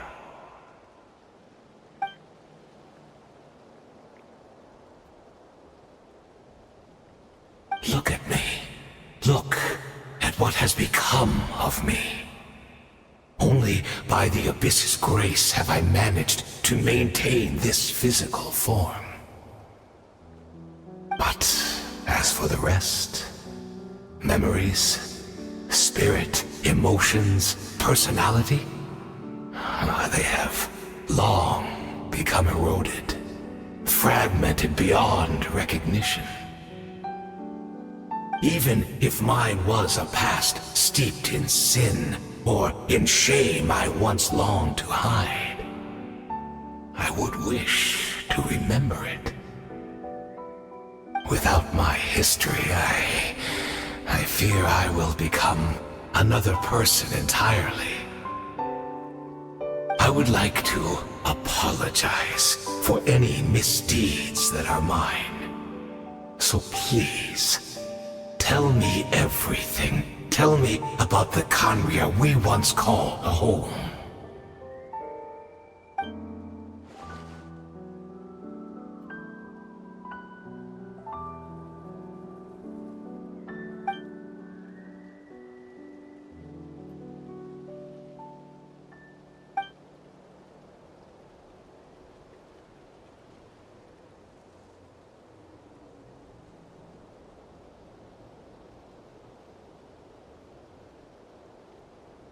You seem to remember much. Could you tell me more about it? About our golden age?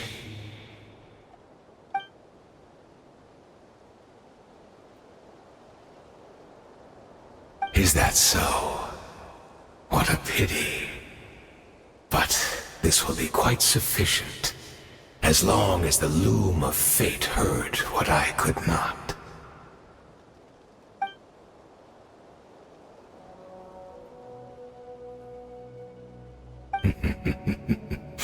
I'm afraid I owe you yet another apology, Dainsleif. You were right. I lied to you earlier. Your wits are too sharp to be fooled by me. The homeland hasn't yet been revived. In fact, even the ley line weaving is not yet complete. Think of ley lines as the collection of memories concerning a given place. To reweave Khaenri'ah's ley lines as they were 500 years ago, we would somehow need to retrieve almost all the memories of Khaenri'ah from that age. The loom of fate cannot weave without an abundant supply of memories. And so, we relied on everyone in the Abyss Order to provide what they could, even though fragments are all that remain in most cases. The more we all share, the more that can be restored.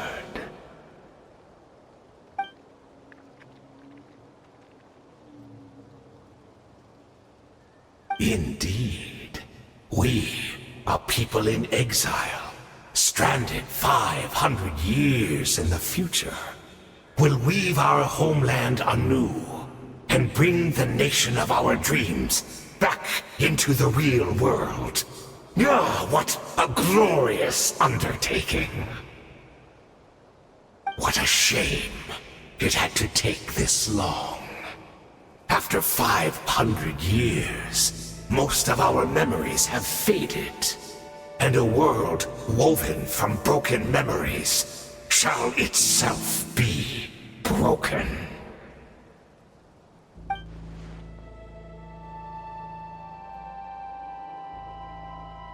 Precisely, for you possess a ring left to you by your elder brother, which continuously resets your body's condition. Of course, your memories are susceptible to erosion just like ours. But of all Conrians who remain, you are sure to remember the most. We had to obtain the memories in your mind, whatever the price. Even if it meant sacrificing our entire army as bait.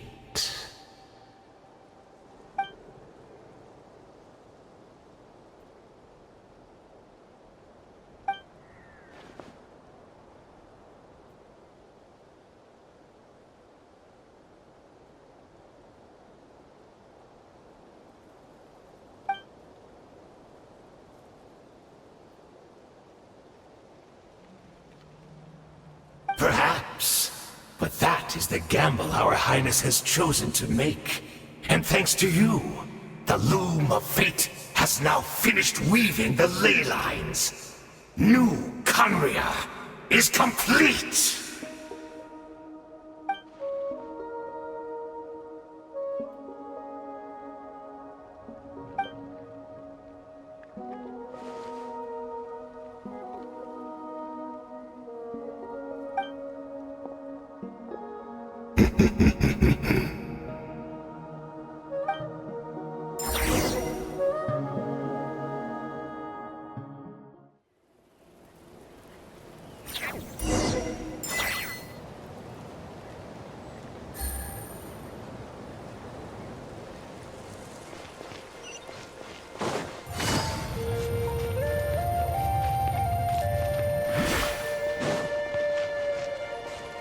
Take it easy. Hit. Yeah. It's Judith! Great! She's still here!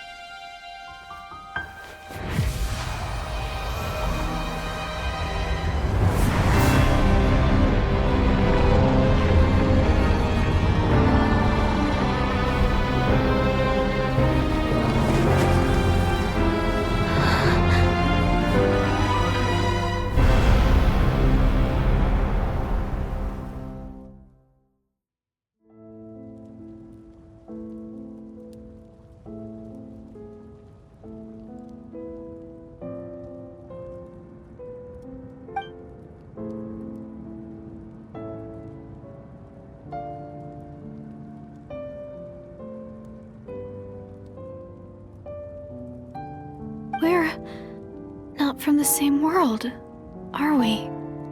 No. I come from your future. Wait, but that's great! That means the world isn't going to end. In that case, tell me, what happens to Conria? What happens to my homeland? No, wait. Don't answer that. We can only fight for our future. If the future is unknown, I still believe the Savior can turn things around. I'll carry on looking for him, even if you're not there to protect me. Although, in a way, I've I've already found my savior. It's you. You protected me, and I believe you can protect us all. You're the one who can change everything. It's just too bad that we're not from the same time or place.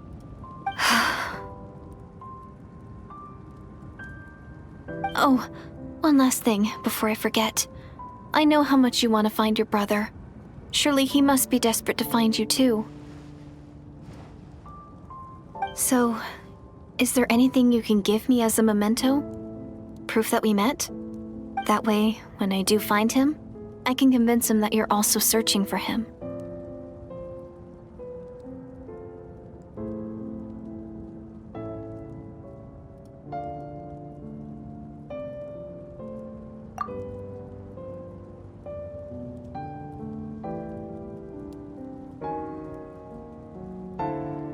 Huh? What is it?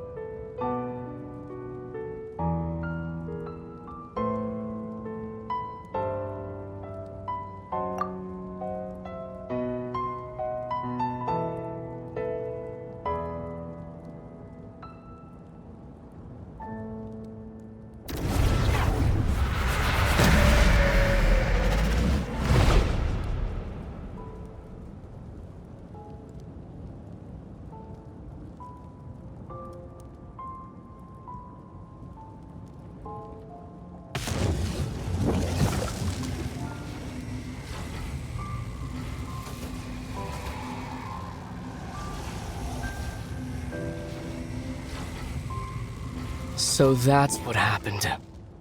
Istaroth, the ruler of time, must have had a hand in this. There's no other way that this meeting could have taken place. I knew only the ending. I've always been curious about the events that led to it. When the Cataclysm first began 500 years ago, I, as the Prince of Conria, was preparing to do my part, to fight back with all my might. But then this girl, Diridith, she found me. The irony was that even as she desperately begged me to save the world, she brought me news of you. I was stunned, and I was suspicious of her claim that you were searching for me. But then, she showed me the key to your hibernation chamber.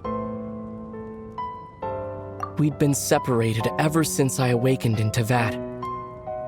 I searched the whole planet and found no trace of you anywhere. And then she brought me that news at the worst possible moment. I was faced with an extremely difficult decision. I desperately wanted to see you again. But Conria was in equally desperate need of my help. I knew that no matter what I chose, I'd regret my decision for the rest of my days. So I steeled myself against the guilt and made my decision. I went to see you.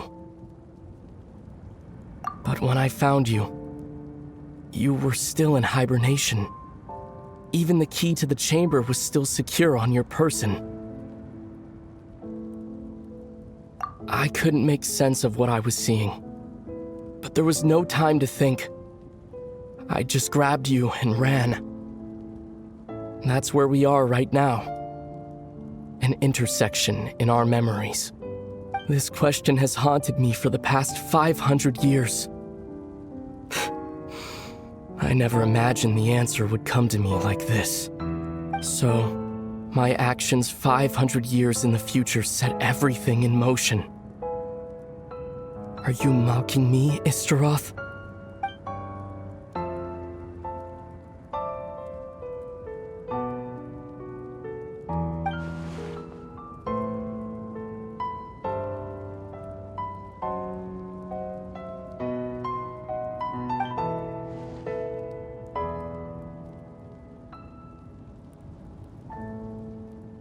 Not yet. But I've taken a very important step. Now the ley lines of Conria are complete. I'd always thought that Tevat's ley lines were locked by the heavenly principles. No more can be added, and existing ones cannot be replaced. But then, I learned that Natlan's Night Kingdom appeared to be an exception to the rule. It has intrigued me ever since. So, I directed the Abyss Order to feign an attack on Natlan, buying me some time to enter the Night Kingdom and negotiate with the Lord of the Night. Unfortunately, for other reasons, even the Night Kingdom cannot host any new ley lines. The most I could get was some room to carry out the weaving process.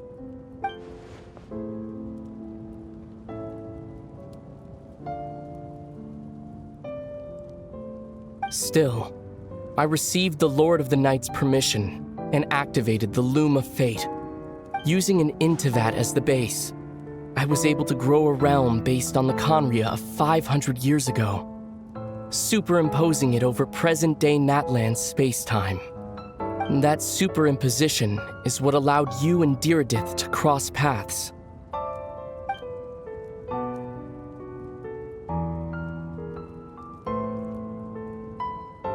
After that, the new Conria was enriched with memories of the old, drawn from the Abyss Order's members in their meditation sessions. With those memories as raw materials, and the superimposed realm as a template, the Loom of Fate finally finished its work. What I now hold in my hand is the Atlas of the New World. This is the product of the Loom of Fate, holding within it the entire network of new Conria's ley lines. With this, the nation once known as Conria can rise again. One day, I will find a suitable host location for it.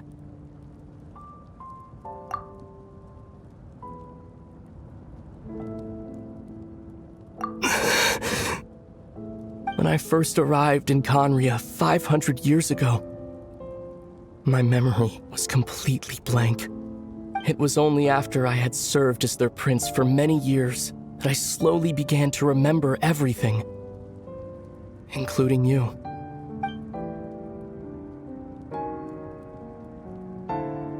But recovering old memories didn't simply erase the part of my life I spent in Conria.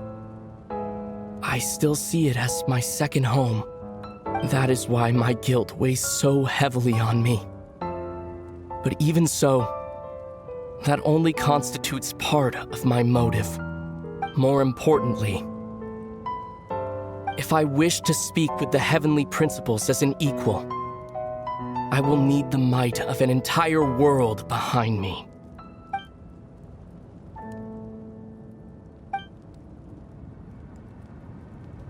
Huh?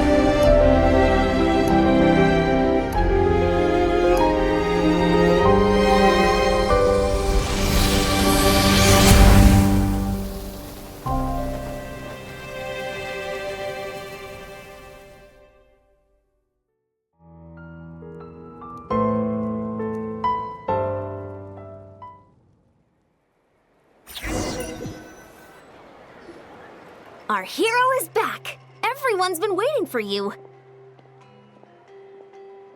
The Abyss Order made a full retreat before our forces even arrived on the scene. All thanks to your efforts, no doubt. Oh, and Mr. Dainsliff's, of course. What's wrong? You look upset. Paimon doesn't know the details either. The Traveler just disappeared after taking Deirdre's hand. It was like they got sucked into another world. Paimon was looking all over for her, and then she suddenly reappeared, right back in the same spot. But looking a lot more glum.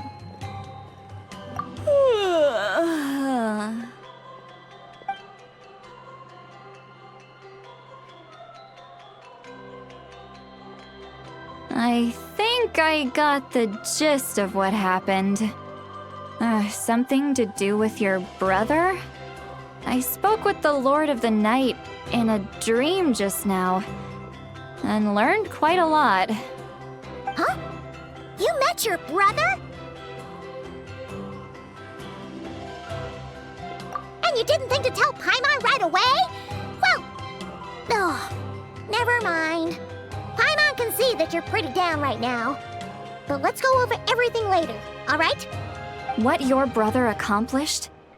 It all but defies comprehension. I was stunned when I heard about it too. But what surprised me the most was that the Lord of the Night actually chose to allow it. The Lord of the Night did try to explain it to me, but in a word, it's complicated. During the war with the Abyss, Mawika had an argument with the captain. Mawika believed that we should fight to protect our culture and memories, while the captain believed the preservation of the ley lines should come before all else. So, the Lord of the Night was very intrigued when presented with the Loom of Fate, and informed of its ability to weave ley lines. She saw your brother's actions as a potential third option, namely to preserve an entire nation in the form of an atlas. Preserve a nation? You've definitely lost me now. You're not the only one. Paimon's got no idea what's going on either. With that in mind, the Lord of the Night gave the go-ahead once she was satisfied that the Loom of Fate wouldn't have any real effect on Natlan. However, I believe she imposed an additional condition of her own. An additional condition? Did she ask for something in return? No idea. She wouldn't tell me what it was. Huh. Alright, well, let's not overthink this for now. We just won a war! Time for a well-earned drink to celebrate. I trust the Lord of the Night unreservedly. I'm sure she only involved herself to take a problem off our hands, so it's one less thing for us to worry about. Don't you agree, Traveler?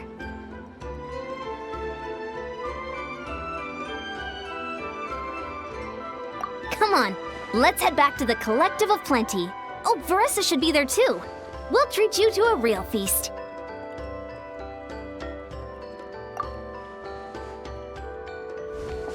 Huh? Ian-san, leave her be. This might be hard to understand for an extrovert like you, but some people need alone time to recharge every once in a while. Traveler?